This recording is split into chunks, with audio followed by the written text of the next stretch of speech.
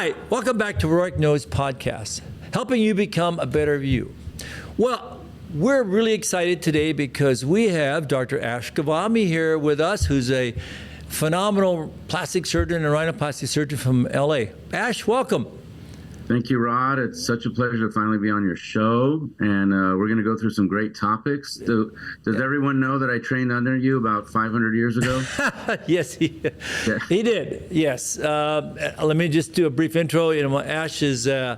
He did train with me, a few years ago, but he's a world-famous rhinoplasty surgeon. He's in LA. He's an assistant clinical professor of plastic surgery at UCLA. He's written his book on global rhinoplasty. It's a phenomenal book. It just came out this year, right, Ash? And then, of course, he's the current president of the Rhinoplasty Society. Congratulations to you.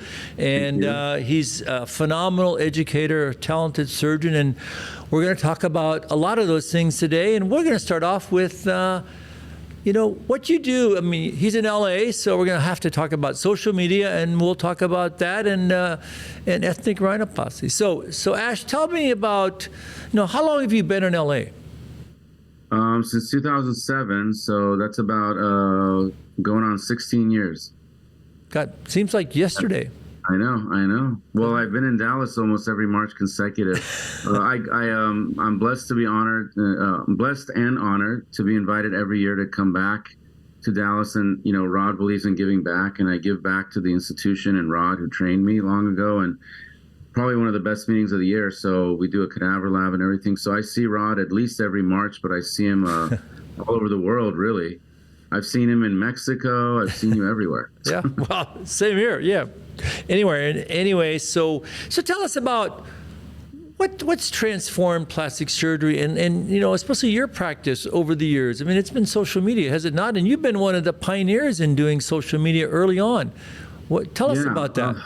Well, when I first came out, it was a big deal to even have a really glitzy, nice website. And, right. That was how we, we're a very visual profession. So we have to show our work. We can't just promise people we're going to lower their blood pressure or bring their glucose levels down. We have to show them what their before afters are going to look like. And now it's really amazing to have such easy access with smartphones and just showcase videos, and me and you take videos, and sometimes we do education right live at a meeting. It's amazing technology. And I recognized, we used to have these lookbooks in our offices where people would come and thumb through an old album, like my mom's album where she has my childhood pictures. That doesn't work. The minute I saw Instagram, I'm like, this makes complete sense. And their logo back in the day was kind of like a brown Polaroid camera. And it makes complete sense that we would showcase our work on something like social media, but the whole world can see it. And guess what? It's free. Although we can talk about the monetization that's going on now with it. But at that time, it cost nothing. You didn't have to rely on a website guy to promise you he's doing your SEO and he's coding your pages right. You had full autonomy. Right. And, it really helped brand who you are and showcase your personality in an authentic way if you did it the way I believe it should be done and how you do it, where you just show what you show your friends and family and your patients to the world through your smartphone and show before afters. And, I believe a little bit of personality should come through. Some people have a higher ratio of personality and what they do in their life. They showcase their cars, their watches, or some of the female surgeons show their high heels and their beautiful evening gowns.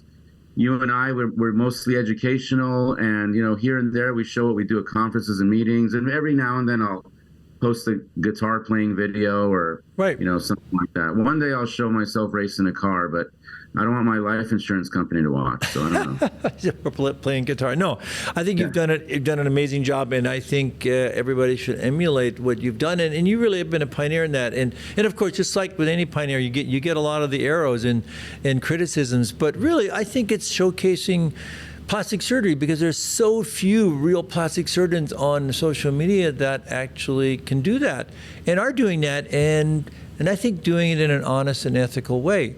And I applaud you for that. I think that's really, and it takes a lot of work. You can't farm that out, can you? No, I would say I started my first post on Instagram, I believe was in 2000, either 12 or 14. I don't remember now. I want to say 2012. And my first post was an evil eye, which is interesting. My second post was Cleopatra from a museum that I went to. So I always put arts, and anytime I go to a museum, when I'm impressed by a piece of artwork, I post that as well. So I feel like it's really artistry coming through. I learned from you and from all the masters I train with, like yourself, Bauman Gairon, and Sam Hamra, and all these guys, that you need to be authentic. And at the end of the day, we are physicians, we are surgeons, and yes, it's entertainment in a sense, but the blend of it has to be appropriate. And each person, is going to do that differently. But the point to get across is really educating patients in a way they remember. And if you're going to be boring and not entertaining, they're not going to remember. I mean, that's why you're doing this podcast, right? And that's why when you watch these safety videos at the beginning of an airline flight, they do these stupid cartoons and these like funny things, right, so that people actually listen to something, because it's an important message. They're telling you the plane's about to crash, you got to do this. And so they got to do something to get your attention. We have to do some version of that through our Instagram as well and our social media. We got to get some entertainment in there, something catchy, whether it's music, the way you do it, the way you show it, the way it's edited.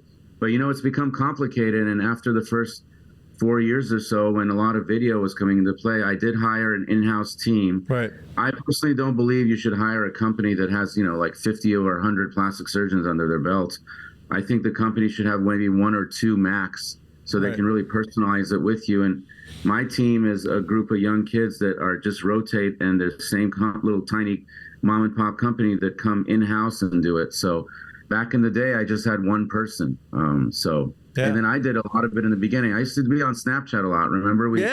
I know. We did that poll in Mexico where we asked on Snapchat Live. You're right. Whether how many people know what board certification to get, and it was so enlightening that only like 50% of people knew what it meant to be board certified. Yeah, that's right. No, I mean, it's amazing. I still do a lot of it myself, Ash, but and I really have learned a lot from you and others that really have done this so well. So what are the lessons that you've learned, all of a sudden, people always say, oh, wow, he's now famous. But the thing is, it's just like when they say, oh, Grogan is famous. It only took Joe Rogan, it took him 30 years to get there.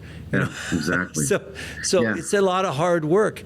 And I've seen you do that. So it's not instant overnight success. It's hard work, right? And repetitive hard work and showing excellent results. I mean, that's what it's all about.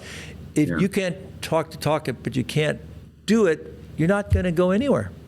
Yeah. I mean, as you know, anything that's significant, important, or poignant in life is a marathon, not a sprint. And the, social media is the same. I did it organically. I never paid for, getting inflated numbers from day one. I believe in that. And, be honest with you, we should talk about it for sure before we end on shadow banning. It's a big problem right now for people posting body work. Right. Myself, Dave Sieber, a lot of our colleagues, we talk at meetings and we're like, what's going on? I don't think Mark Zuckerberg's a huge fan of butts and boobs. So tell us about shadow banning. I don't do a lot of body contouring, so I've seen that. So it's probably not affecting you. Yes. Yeah. So tell us about that, and why are they doing that? Well, shadow banning is basically, their algorithms and the AIs that these companies have are getting savvier and savvier. Soon they're going to have a huge company could probably have 10 employees and 1,000 AIs. But right now they have a few hundred, and then they have AI robots. They roam around and look for content, and algorithms change all the time. And for the past year to two, I think I was one of their guinea pigs, to be honest with you, because I remembered long ago, I was trying to show someone my own page, and I was typing my name out, and all these surgeons with this name similar to me with 200 or 100 followers or 50 followers, and at the time I had like 400,000 organic followers, were showing up above me. I had to type my entire name out and then scroll to the bottom of that list to find my own page on my phone. Really? And people were telling me they, couldn't find me. So that's shadow banning. So they do algorithms where they suppress your content and don't let people see it. People have to really do some digging to find you or find your content. They definitely don't put you on the explore page, which is how you get new followers. Yeah. Your how do you do that? Followers. How do you fix that? How do you fix that? I don't know, to be honest with you. There's no way to fix it. It's a culture right now of kind of a little bit of wokeism mixed with some anti-plastic surgery, antibody imaging, shaming. But to be honest with you, it's very hypocritical because a lot of my patients who I've operated on, their pages are not shadow banned, and they're practically nude in bikinis and lingerie and making money off the work I did on them, but I'm shadow banned for the work. Yeah. It's crazy. It's crazy. I don't know. It might change. Maybe it'll soften up, or a new version of Instagram, maybe 18 over, will come out. So what advice do you have for the viewer or for the young plastic surgeon or someone who's actually trying to find somebody that is an excellent plastic surgeon? What advice do you have for them? It's hard, but the first thing you have to do is look in your states. If you're in the United States, I'll just speak on the U.S. If you're in the U.S., look in your state board and look up your surgeon and just their standing with the medical board of your state to see that they're safe, they don't have 1,000 lawsuits and all that, and they're not sanctioned. Secondly, look in the Board of Plastic Surgery, American Board of Plastic Surgery, and just look up your surgeon there. If they're board certified, they'll show up. And that's just like a car having gasoline, an engine, and wheels. That's it. Right. Now you have to decide whether you want, nothing against Prius owners, or whether you want a Prius or a Ferrari or a brand new Mercedes. So to differentiate that, you got to basically do a test drive, which means you got to go on the page, use your gut instincts. Does the content on the website or the social media of that surgeon look like it's authentic? Does it look like there's a lot of camera tricks being used? Does it look, do you trust that surgeon? You're putting your life in their hands. And a lot of people, if they just listen to their gut instinct, will figure that out. There's a lot of little snakes out there, board certified and not.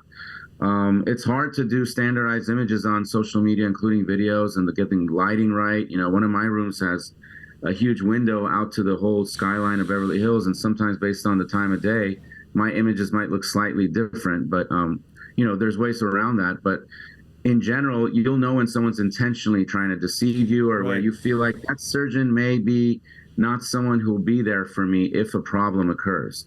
And then you should do a Zoom call or a consult and probably see about anywhere from 2 to 3 surgeons, or at least these days you can do a Zoom consult and get a feeling for their before afters, their personality, how ethical of a doctor they might be after you've done the basic research. That's good. Social media is a great way to see that work. And people that do videos like you and I a lot, that's the most authentic, because so far it's hard to deep fake or AI a video so far, but soon people will be able to do it. I'll be able to make myself look like I'm 21. So. Yeah. No, it's good advice. Well, let's transition to one of your favorite procedures is ethnic rhinoplasty. So obviously, you show a lot of that and you educate a lot on social media, which I like, because you're talking to people about what they could have, what they should have, and what looks good and what looks really nice in their ethnic, in their ethnic framework. So tell us about how that, and obviously, you live in LA, and that's an incredible place that's got hodgepodge. Yeah, it's a hodgepodge. It's like America, but it's really amplified there. So tell us, and of course, you've written about it in your new book. So tell us about how you approach ethnic rhinoplasty.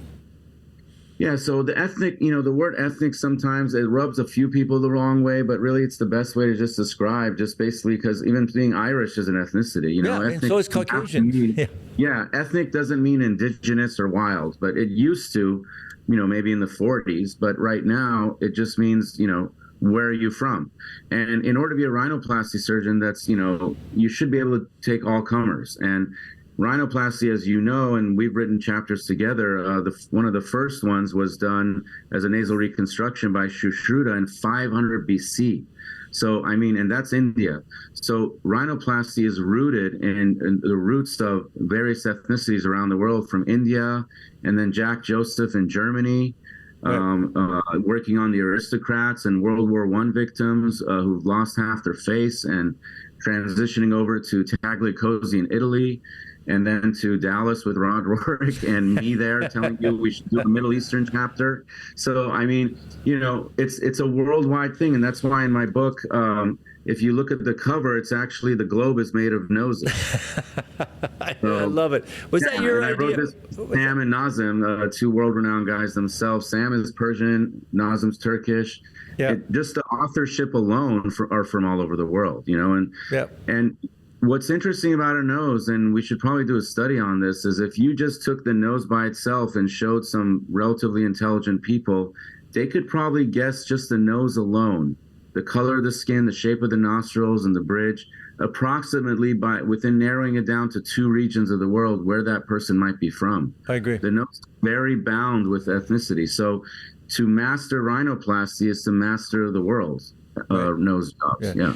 And, an ethnic rhinoplasty, let's take the Persian rhinoplasty itself. I mean, the goal is you want to, get the best looking nose that matches their beautiful facial features, right? You don't want to change that. And I think that's the theme of your book, right? Has it not been? Exactly. I mean, the best nose job is the one that lets your other features shine. In our culture in Persian, when we talk about someone attractive, we say Cheshabru, which basically means brows and eyes. The eyes are the windows to the soul, and the way that someone smiles and what you can tell emotion through their eyes and the color of their eye and the glow and the expression of their brows depends on how much Botox they have. But the nose is just there to kind of put it all together in the center. It's like the beautiful tree in front of a mansion. You love the mansion, the sprawling estate, but that tree in the center puts it all together. Yep, that's well said. Well said. And I think,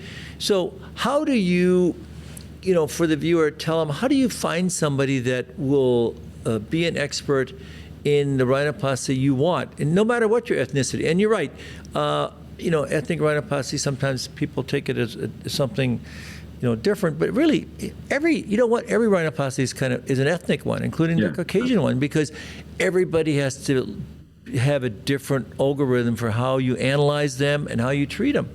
So what words of wisdom do you have about how do you find somebody that gives you the best nose for your face, no matter what your ethnicity? What are like the 3 things you should look for? Well, first thing I would look at is authentic before-after images and videos on social media, website, wherever you find it. And there should be plenty of them. Someone that does 5 nose jobs a year, maybe give them some more time to get a few more under their belt. So if they have a fair number of cases, as we call it, on their social media and website, then they've at least done a bunch. And if you like the quality of their work, I don't know if you necessarily need to see or find your nose on their page. I mean, of course not.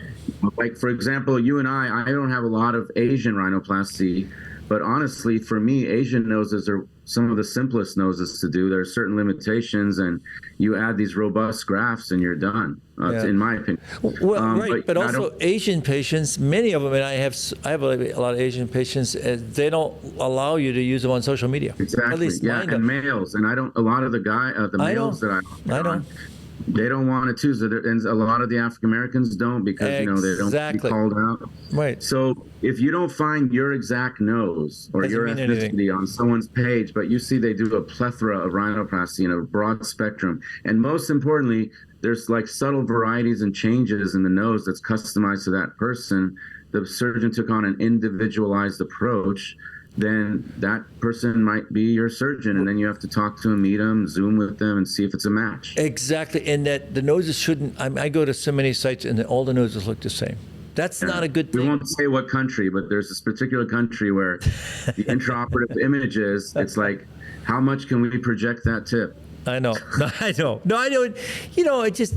Maybe that's a good thing for some people, but you have to be able to reproduce it reliably and make it look good on their face. And that's different on everybody. It's like, But also, you and I have our own taste in stuff, right. Like we have our different tastes in clothing and in shoes and in artwork. And the same thing when we look at an individual and we talk to them, it sounds kind of corny to say it, but we are artists in a way, but our medium is not, clay or marble. It's, cartilage, bone, and soft tissues. So, you have to be a match to the artist. If you were going to go commission a painting by an oil painter of your family or yourself and put it up in your house, you'd want to, really talk to that person and know that they're a match. They're going to capture you capture your light in that image and not just robotically paint you. Well, I agree. So, wise words from Dr. Ash Ghavami. So,